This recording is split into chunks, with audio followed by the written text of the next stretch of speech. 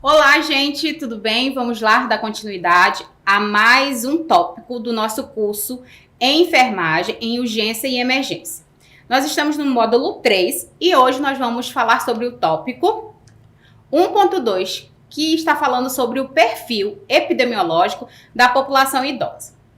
Do ponto de vista demográfico, envelhecer significa aumentar o número de anos vividos, né? Então, sabe-se que hoje, né, se nasce menos do que antigamente. Hoje as mulheres elas estão preferindo ter no máximo 2 filhos. Isso significa que a população também, né, está envelhecendo, está sendo bem diferente. Então hoje nasce menos e se envelhece mais. Segundo o Ministério da Saúde, o perfil epidemiológico da população idosa tem como característica 3 cargas de doenças, com fonte predominante, tá? A predominância dessas doenças, das doenças crônicas. A dominância de elevadas mortalidades e morbidades por condições agudas resultantes de causas externas.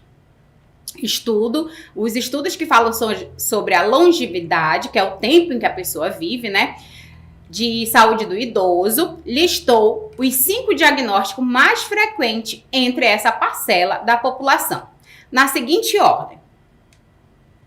Primeiro, hipertensão, lembrando que é uma doença silenciosa, geralmente, né, é uma doença que tem ali um histórico familiar, ou você pode desenvolver por conta de maus hábitos alimentares, estresse, sedentarismo e outros fatores.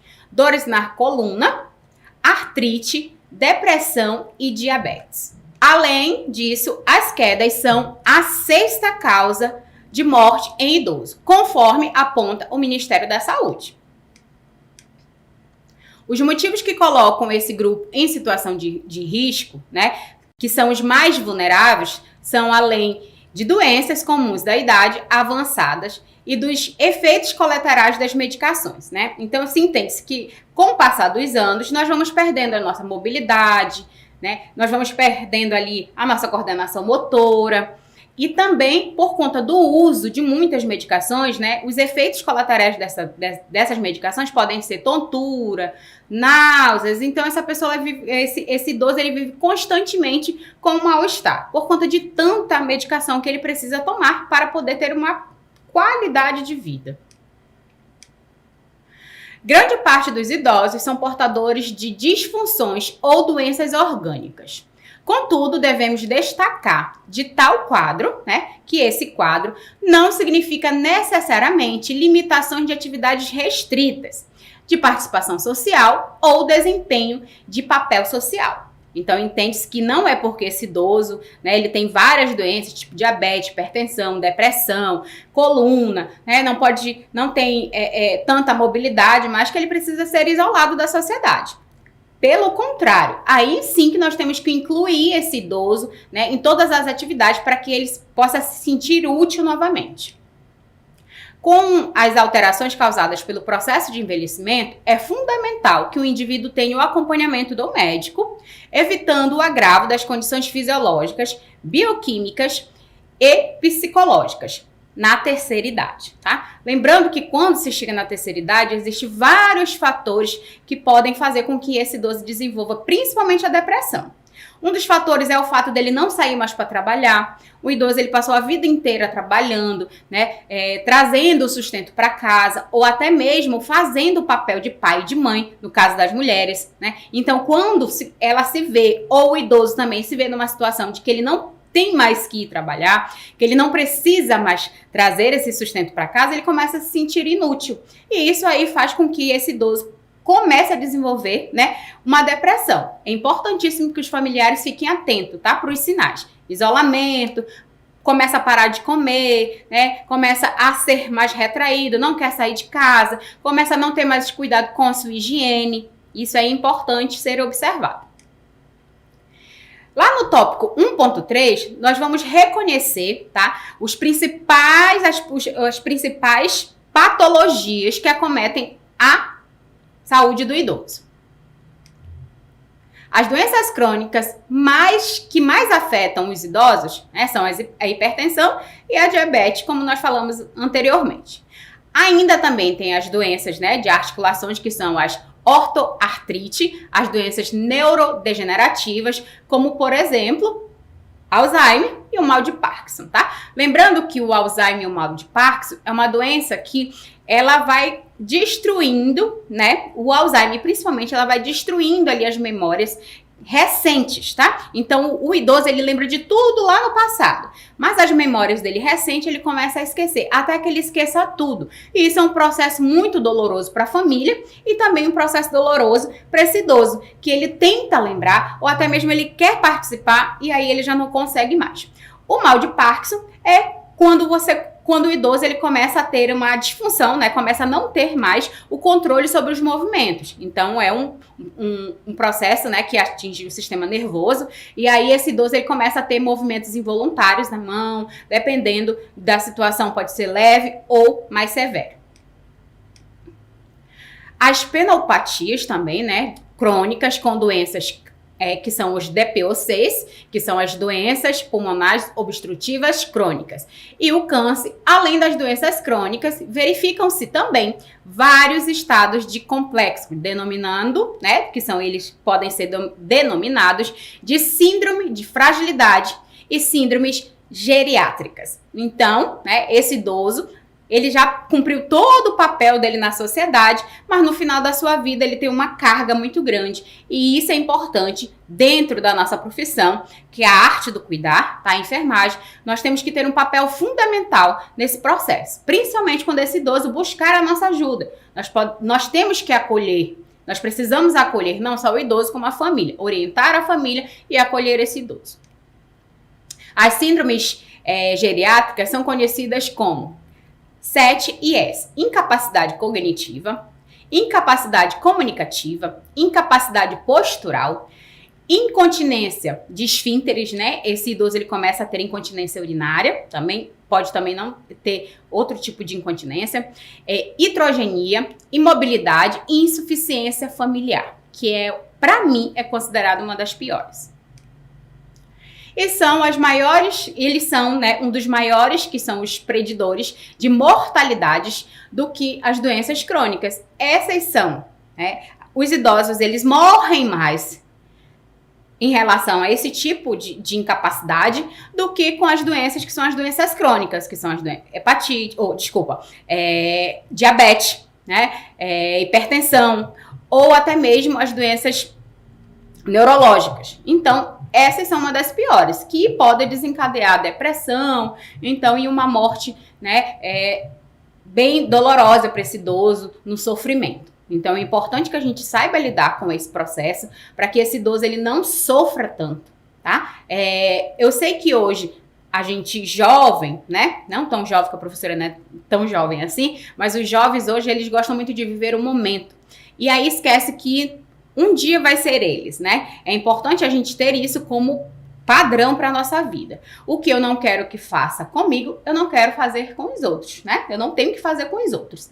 Então, dentro da nossa área, é importante a gente saber que quando o idoso ele chega numa certa idade, ele passa a ser como criança. Assim como nós temos que ter paciência lá com as crianças na hora de puncionar, né? Ter que ter todo aquele cuidado, ter que ter um manejo ali para cuidar dessa criança, da mesma forma a gente vai ter que ter esse manejo para cuidar desse idoso, tá? Principalmente quando ele não tiver os familiares por perto, porque ele não vai ter ninguém que defenda. A síndrome de fragilidade não é uma doença, mas uma condição complexa de fundo genético e neuroendócrino e que sofre a influência das doenças crônicas, né? As doenças crônicas, diabetes, hipertensão, cardiopatias, e faz o idoso mais vulnerável às complicações agudas, com mais dificuldades e impossibilidade de recuperação. Então, quando esse idoso ele tem essa síndrome da fragilidade, ele demora um tempo a mais, tá, para se recuperar. Lembrando que quando nós estamos na fase, na melhor idade ou na terceira idade, né, nós já não temos mais uma capacidade de regeneração. Nós perdemos, né, tudo isso porque nossas células estão envelhecidas. A doença de Alzheimer trata-se de um tipo de demência mas que provoca uma deteriorização progressiva global. É irreversível de algumas funções cognitivas. Então, significa que não tem volta, tá? De pouco a pouco você vai perdendo, né? O idoso vai perdendo a capacidade de algumas funções cognitivas. Doença de Parkinson também é degenerativa e progressiva, afetando partes cerebrais. Ela altera principalmente o movimento do corpo, provoca tremor, lentidão, desequilíbrio, falta de reflexo e até rigidez involuntária dos membros. Então, possa ser que esse idoso fique com tremor na mão, possa ser que esse idoso fique com tremor nas pernas, então ele não tenha mais força para segurar as coisas, porque está comprometendo todo o movimento do seu corpo. O acidente vascular cerebral, que o AVC, né, é uma das doenças mais comuns em idosos, além de ser uma das maiores causas de mortes ou de incapacidade física mental. Então, esse idoso, né, se ele sofrer ali um acidente vascular encefálico ou um AVE, né, um AVC, como as pessoas podem, tem duas formas de nomenclatura, esse idoso ele pode ficar lesionado, ele pode ficar acamado, e o idoso acamado, ele desenvolve outros tipos de doença, que também faz com que ele possa ali desenvolver uma doença muito mais grave, e aí vinha a óbito. É uma espécie de derrame cerebral e os sintomas incluem problema para andar, falar ou até mesmo compreender as coisas. Então, esse idoso, além dele perder a capacidade dele, ele não vai mais poder se comunicar, ele também não vai mais poder entender o que nós estamos tentando falar com ele. Ele se torna um ser ainda mais indefeso, que precisa ainda, né, mais de cuidados. A hipertensão arterial tem origem genética ou causa por estilo de vida pouco saudável. Como eu falei lá na frente, né? Ou você pode ter a diabetes, que é um histórico familiar ali, que a mãe tem, o pai tem, então isso aí você herda, né? Ou também pode ser mesmo só por conta do seu estilo de vida. Comida, má alimentação, com muito sódio, e aí é sedentário, não faz atividade física, né? Bebe, fuma, todos esses fatores façam com que você possa desenvolver uma hipertensão. Lembrando que ela é uma doença silenciosa e aí ela pode apresentar cedo ou tardio, isso não é regra, tá? Mas que ela precisa ser diagnosticada para que você faça o uso da medicação. Eu sempre costumo dizer que quem tem doença crônica tem que tomar a medicação até o último piscar dos olhos, para que ela possa ter uma qualidade de vida.